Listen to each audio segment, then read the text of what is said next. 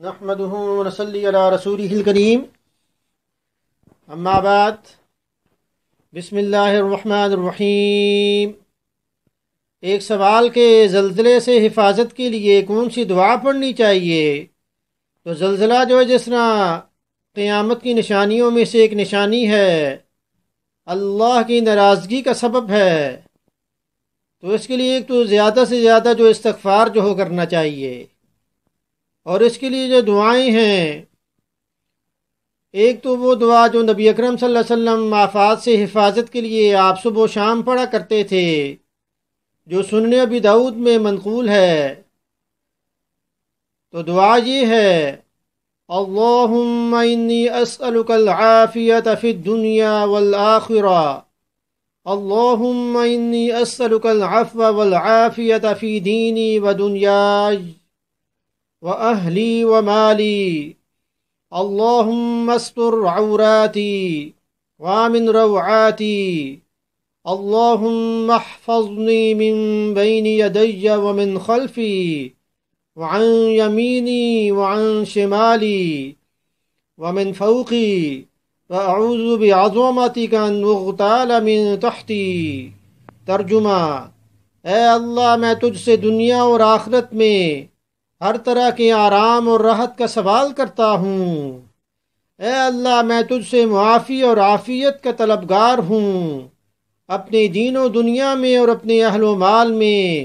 اے اللہ، میرے عیب چھپا دے، مجھے میرے اندیشوں اور خطرات سے امن عنایت فرما۔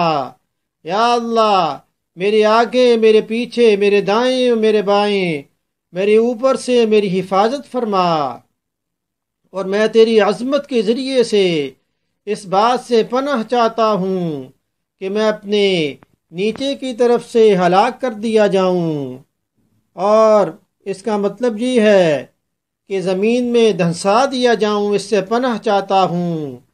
سنن ابی داؤد کی حدیث نمبر 5074 میں اس کو جو روایت کیا گیا ہے۔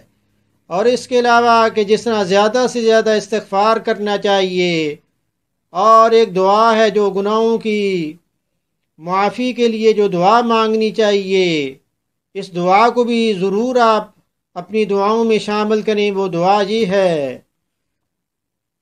اللہم اغفر لی ذنبی کلہ دقہ وجلہ اولہ وآخرہ وعلانیتہ وسرہ۔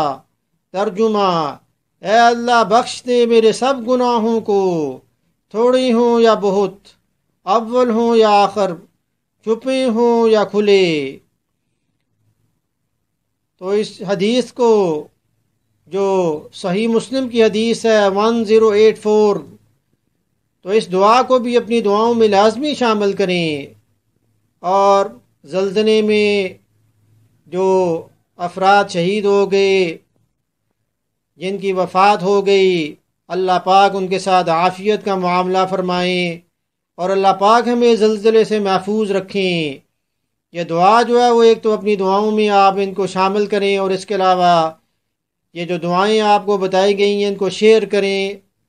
زیادہ سے زیادہ قرآن کریم پڑھنا، استغفار کرنا، عبادت میں زیادہ سے زیادہ مشغول ہوں، تاکہ اللہ پاک ہمارے ساتھ عافیت کا معاملہ فرمائیں۔